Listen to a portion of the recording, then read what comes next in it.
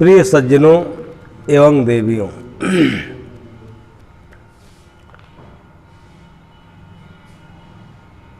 आजकल आश्रम में संध्या के समय हम लोग नित्य कुछ गूढ़ विषयों पर, आध्यात्मिक पवित्र दृष्टिकोणों पर कुछ गहन गंभीर चिंतन किया करते हैं। प्रिय बंधुओं,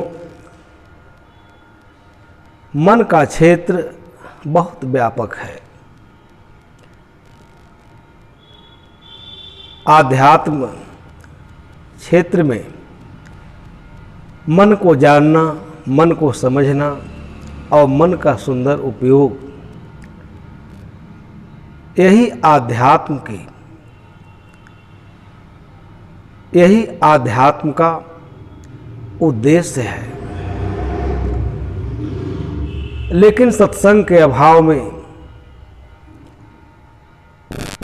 यह प्रबुद्ध मानव आध्यात्मिक उन्नति नहीं कर पाता।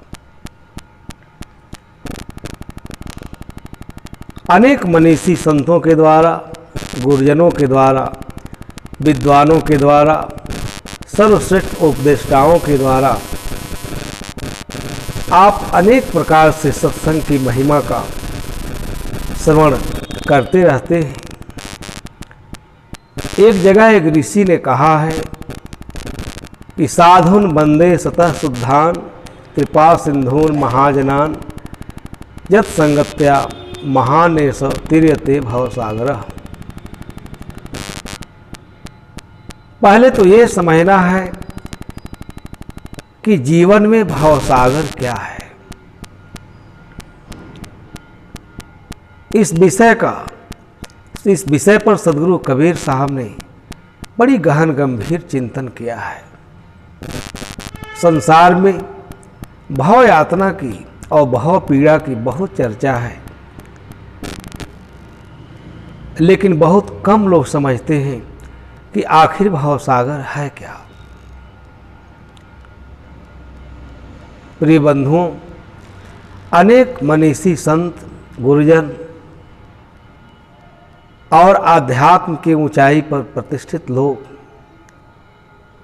बहुत मार्मिक तरीके से इसकी व्याख्या करते हैं, इसको समझाने की चेष्टा करते हैं।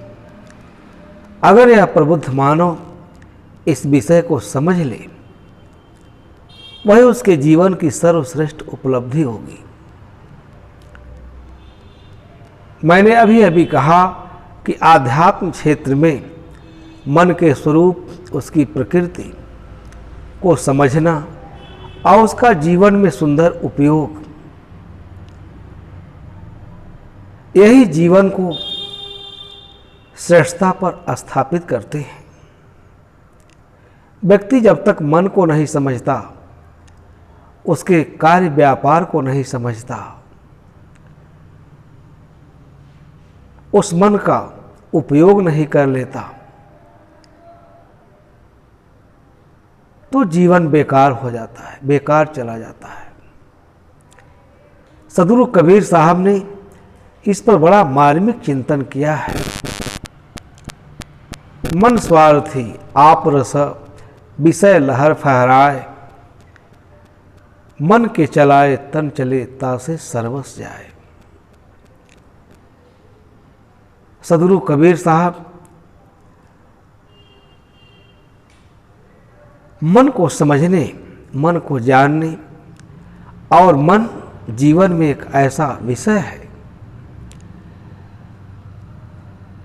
जिस पर बहुत ही गहन गंभीर चिंतन किया है। संपूर्ण बीजक में, या आप यूँ कह सकते हैं कि संसार के जितने महापुरुष हुए हैं, शंकराचार्य जैसा महान मनीषी ने कहा है, मनस्से परतुष्टे को अर्थवाने को दरिद्र।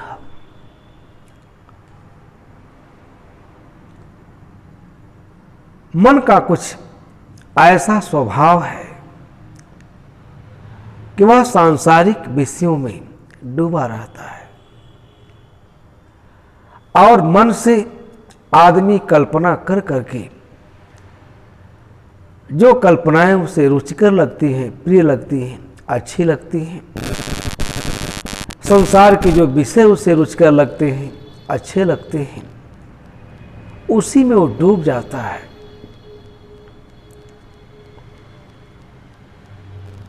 इस विषय को अनेक महापुरुषों ने अनेक प्रकार से बहुत ही मार्मिक तरीके से समझाने का प्रयास किया है।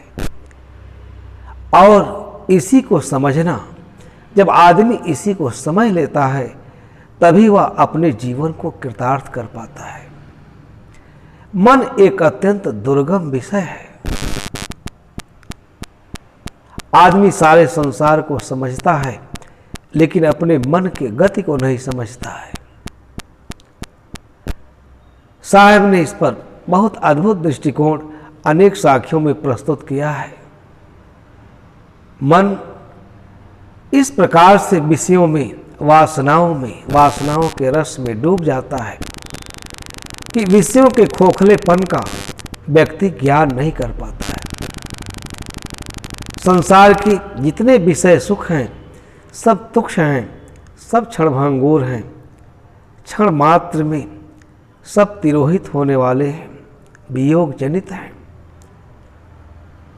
सुख कहीं भी नहीं है, लेकिन व्यक्ति सांसारिक वस्तुओं में सुख की कल्पना करके और मन के द्वारा सुख की कल्पना करके उसमें बंधता है, आसक्ति बनाता है, मोह करता है और उसमें मूढ़ बन जाता है।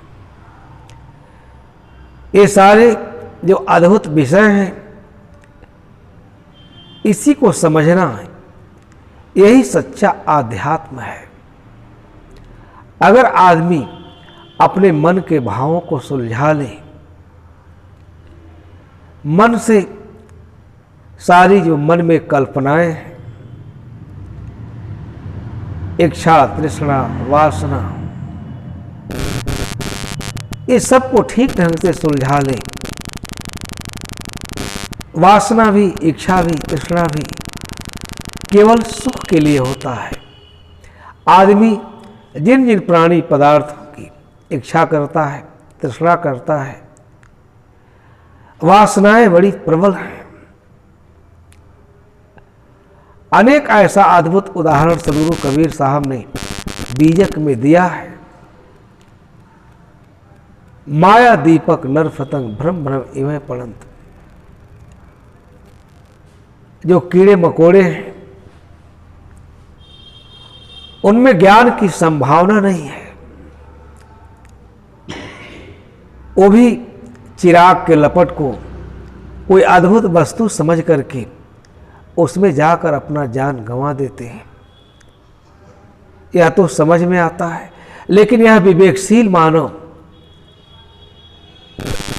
विवेक से संपन्न, बुद्धि से संपन्न, सत्य असत्य का निरीक्षण करने वाला, आन्वेक्षकी विद्या से मूर्धन्य मानव ही इन विषय भोगों में, अपने तुक्ष विषय भोगों में ऐसे अद्भुत जीवन का विनाश करता है। केवल वह मन को समझ ले। इसलिए सदगुरु कबीर साहब ने अनेक प्रकार से इसे समझाया है। एक साधे सब साधियां, सब साधे एक जाए, जैसे सींचे मूल को शाखा पत्र लगाएं। एक एक साखियों में इतना मूल्यवान विचार है कि अगर प्राणी समझे तो उसको नई अंतर्दृष्टि मिल जाती है। इसलिए जीवन में सत्संग की बहुत बड़ी आवश्यकता है। वैसे सत्संग तो सब करते हैं, आज सत्संग मन के चिद्दिलास का विषय हो गया है। लेकिन मैंने शुरू में ही कहा कि जिस प्रकार ऋषि कह रहा, साधुन बंदे सतः शुद्धान कृपा सिंधुन महाजनान, यत संगत्या महाने स तीरते भवसागर। मैं शुद्ध प्रशस्त साधुन बंदे सतः शुद्धान, मैं शुद्ध प्रशस्त इस संसार रूपी भवसागर की तरने और उसका सुंदर समाधान प्रस्तुत करने वाले मैं शुद्ध प्रशस्त और महाभक्त रूप साधुओं की वंदना करते हैं, जिससे यह संसार सागर तरा जाता है। साधुओं की बड़ी महिमा गाई गई। कबीर साहब की वाणी में आप जगह जगह सुनते हैं, कहीं कबीर सुनो भाई साधो। साधु वह है जिसने अपने मन के भावों को सुलझा लिया है। मन की गति बड़ी विलक्षण है। मन को ठीक से न समझने के कारण ही जीवन में सारी समस्याएं आती हैं। इसलिए साहब ने कितना सुंदर तरीके से कहा, एक साधे सब साधियां। अगर मन को ठीक से साध लिया जाए, मन को समझ लिया जाए, उसका मन का सुंदर सदुपयोग कर लिया जाए जीवन में, तो सब कुछ सध जाएगा, सारी उपलब्धियां। लेकिन जब व्यक्ति संसार के ऐहिक भोगों को उस पर अपना आधिपत्य स्थापित करके और उसमें जब बड़े बड़े सुख की आशा करता है, अनादिकाल तक भोगने की तीव्र इच्छा रखता है, एक साधे सब जाए। आप अनेक लोगों के जीवन को देखिए, सब कुछ है, ज्ञान है, अच्छा विचार है, लेकिन ऐसे लोग भी मन के पीछे अपने बहुमूल्य जीवन को और जीवन की अक्षय ऊर्जा को नष्ट कर देते हैं। सारा